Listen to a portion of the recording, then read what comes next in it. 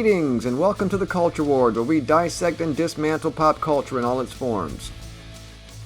Many of you will likely remember that during the Biden administration, there seemed to be a concerted effort on the part of the government and media to stifle debate on certain issues. Specifically, anyone questioning the mainstream narrative on a certain virus and certain medications were seemingly silenced, be it on Twitter, Facebook, YouTube, or elsewhere. Likewise, for anyone discussing the integrity of the 2020 election, especially in the wake of the January 6, 2021 Capitol protest.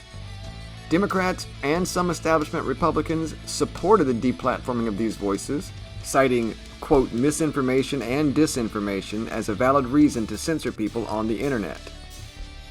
And of course, these same establishment hacks assured us that it wasn't a First Amendment violation because it was private companies that were doing all the censorship. Well, it turns out that these private companies may not have been acting alone. Guess who else was involved? Before we begin, please take a second to hit that subscribe button and help us to grow the channel. As always, it really means a lot to us. And don't forget to like and share the video if you enjoy the content. Now, without further ado, let's get into it.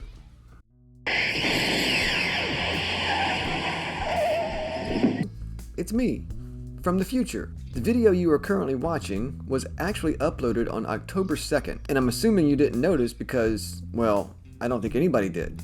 You see, ironically, this video is about Google's recent admission that they censored content on their platforms, and it seems, anyway, that the same thing was kind of happening to this video. Take a look at the impressions data from a few of my recent videos. Now, impressions are the number of people that can see my videos due to YouTube pushing out the content through recommendations or search results, etc.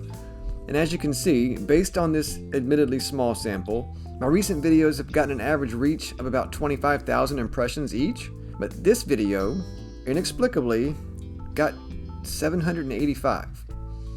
That's about 3% of my normal engagement. Is that purposeful? Or was it just a really funny coincidence? I'll let you decide that. Anyway, I hope you enjoy the rest of the video. I have to get back to the future now. See you later.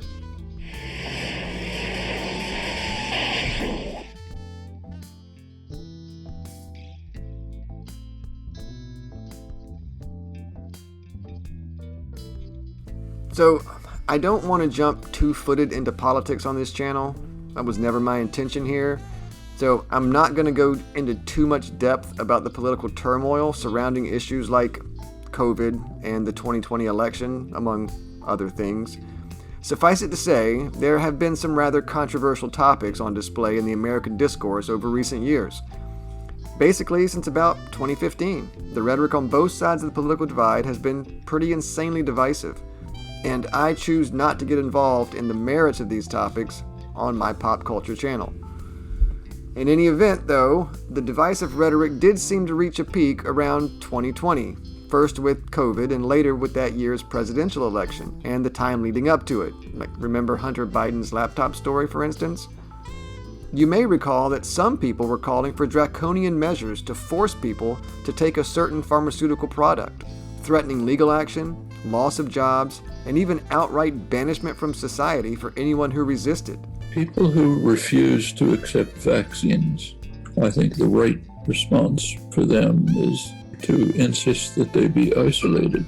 When are we going to stop putting up with the idiots in this country and just say, it's mandatory to get vaccinated? F*** them, f*** their freedom. Likewise, following the election in 2020, some people weren't particularly pleased with the results, and there were some allegations of unfairness in the process and in the media. And there was even this big event at the U.S. Capitol during the first week of January 2021, if anyone recalls. I'm just saying, folks were unhappy. So while one side claimed to be presenting the truth, such as about various medical treatments and election integrity and the January 6 riots, they also claimed that the other side was spreading mis and disinformation. Remember those terms? Donald Trump, during his first bid for the presidency, kind of famously called out fake news whenever there was unfavorable press.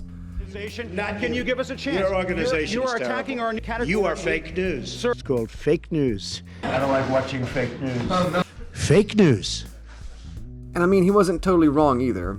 Well, the other side kind of co-opted that concept and started calling anything that disagreed with their position misinformation and disinformation, frequently citing Russian disinformation.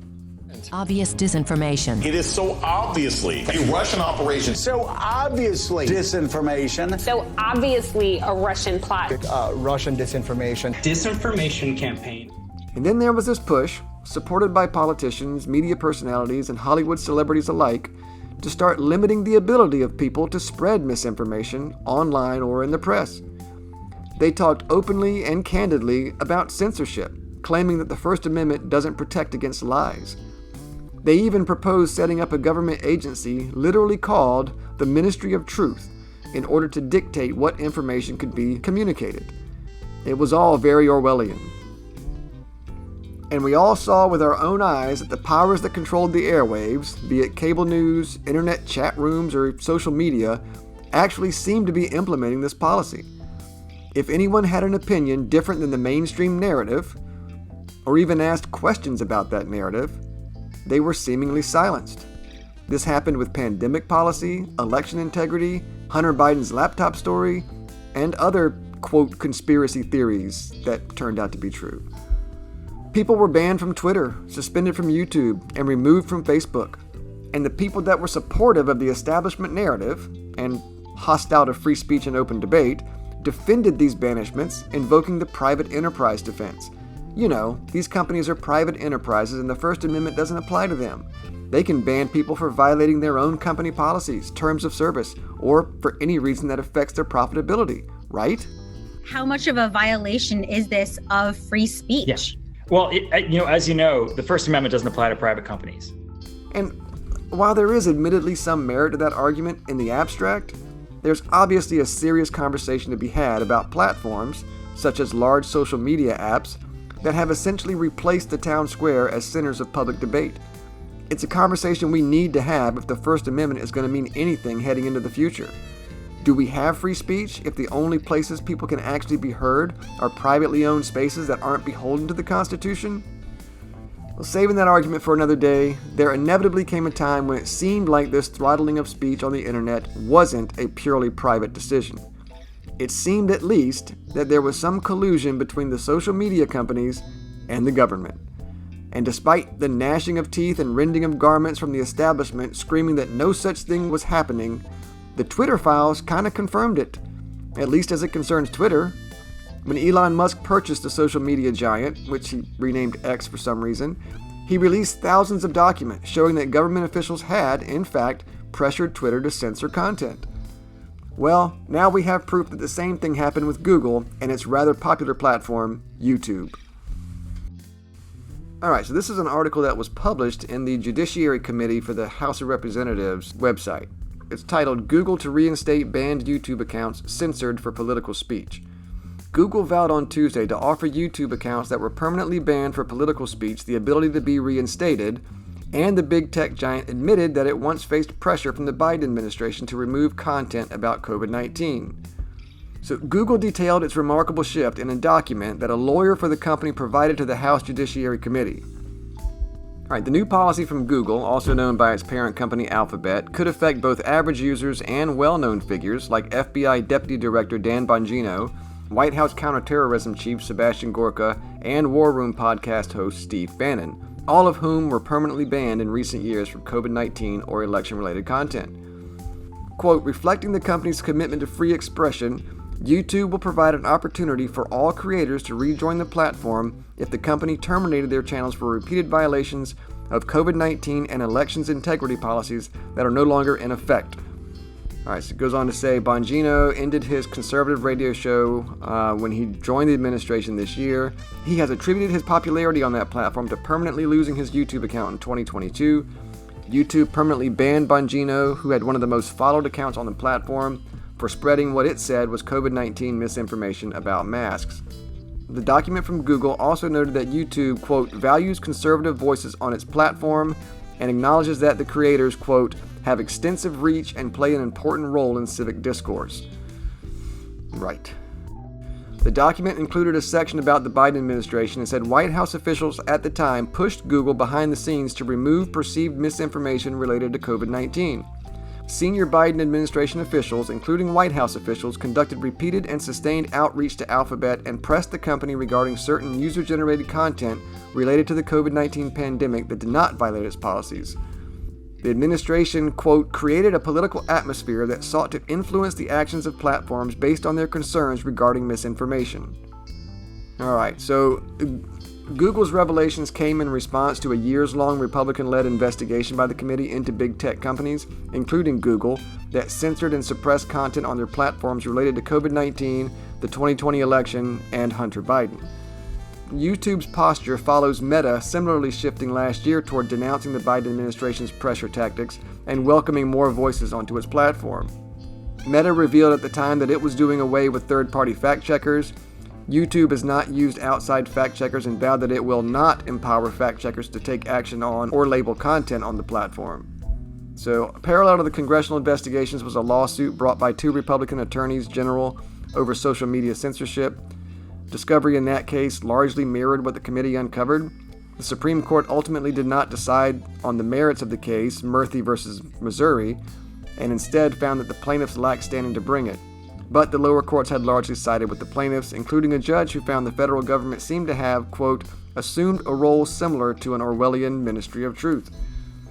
The High Court's decision disappointed Republicans who had hoped for a landmark ruling that social media companies' censorship practices violate the First Amendment. The case also explored jawboning, which involves the government pressuring private companies to censor their speech, essentially using implied threats of regulatory action or some other action against companies to get what they want. The term jawboning has resurfaced in the wake of Charlie Kirk's death after ABC late-night host Jimmy Kimmel suggested on his show that the suspect, Tyler Robinson, was a member of the MAGA gang. Authorities have said Robinson felt Kirk spread hate and that he engraved his bullet casings with gamer-inspired anti-fascist messaging. Right, so concerns with jawboning arose because Federal Communications Commission Chairman Brendan Carr made a veiled threat about Kimmel's remarks ahead of ABC pulling him off air. The FCC has regulatory authority over broadcasting networks, including ABC, but still must abide by the First Amendment. So what does all this mean? Well, according to Google, there's nothing to worry about. They're sorry and it won't happen again. And it was all that big bad Biden's fault anyway. And according to the political and Hollywood establishment, it's not a big deal anyway. Biden didn't force them to censor, he just made recommendations. So there was no constitutional violation at all. And again, there is, admittedly, some merit to this argument in the abstract.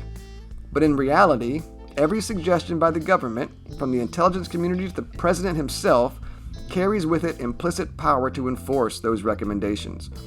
Government regulatory agencies have power to limit operations. Fines and regulations can cause trouble for media companies. And basically, recommendations by the CIA are really threats of legal action if the recommendations aren't followed. In other words, this absolutely was a constitutional violation. If it walks like a duck, that's all I'm saying. The fuck's that supposed to mean? If it walks like a duck, it's either a duck or a duck wearing some type of human costume. I don't know. And we should be screaming our heads off about it. There needs to be an investigation, and there needs to be repercussions for the people involved, and restitution to those who were negatively affected. What's most frustrating is that the same people trying to brush this off as innocuous and legal were absolutely outraged when Disney and ABC temporarily suspended Jimmy Kimmel after he made false claims about the Charlie Kirk incident on network television, claiming it was an attempt by Trump to eliminate free speech. And while I do agree, the statements made by the FCC chairman on a popular podcast were totally inappropriate and probably violate the law. But ABC's decision was completely their own. At worst, you can argue that it was no worse than what the Biden administration was doing to Google and Twitter and Facebook, but you'd be wrong. What Biden was doing was far worse, if only because it was so insidious, secretive, and sustained. Now, my political beliefs are pretty eclectic, and I will do my best to keep them to myself for the most part on this channel. But one thing you will hear me repeatedly assert is my belief in free speech and the First Amendment. The entire Bill of Rights is extremely important to our democracy, but it was the First Amendment that set us apart from every other democracy in the world, and still does. Freedom of speech, association, expression, press, and religion, more than anything else, is what makes America the greatest nation in the history of civilization, and any deviation from that ideal risks ruining the whole damn thing. So we must protect these rights jealously and ferociously. Don't let anyone get away with abridging these rights, Democrat or Republican, private or public. In other words, this is not a nothing burger. It's an important admission and a terrifying development. Don't let this just get swept under the rug. Keep talking about it. Call your congressman, demand investigations and prosecutions. Don't let our government get away with it now or ever again. Use your First Amendment rights to make noise, raise hell, and demand justice. That's what it's there for. So what do you think? Were you surprised that Google was being pressured by the Biden administration to censor speech? Is there anything I missed or got wrong? Join the conversation in the comments below. As always, thank you so much for watching. Please like, share, and subscribe if you enjoyed the video. Bye for now. We hope to see you next time in the Culture Wars.